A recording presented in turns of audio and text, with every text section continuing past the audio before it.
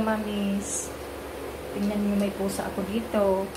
Ito yung unang anak ng pusa na nakita niyo, mga kuting. Ito yung mga unang anak. Ito yung mga kauna-unahang anak ng pusa na yun.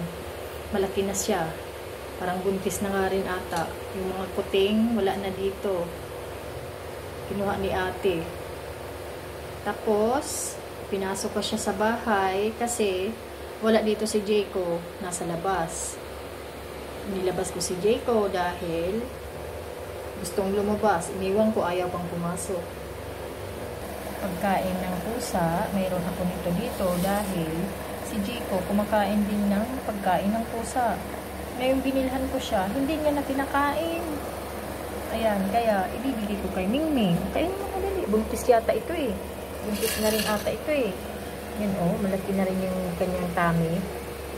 Ito yung unang anak. Malaki na, oh. Malaki na siya. Miming! Miming! Dali, kainin mo na yan. Ubusin mo na yan habang wala si Jayco. Dali. Dali. Kainin mo na habang wala pa si Jayco. Oh, nakikinig. Lalabas ka na? Lalabas na ikaw. O sige na, labas na. Labas ka na. Bye-bye. Upo, nasa labas si Jayco. Nilabas ko. Ayun, lumabas na siya. Kumain na siya.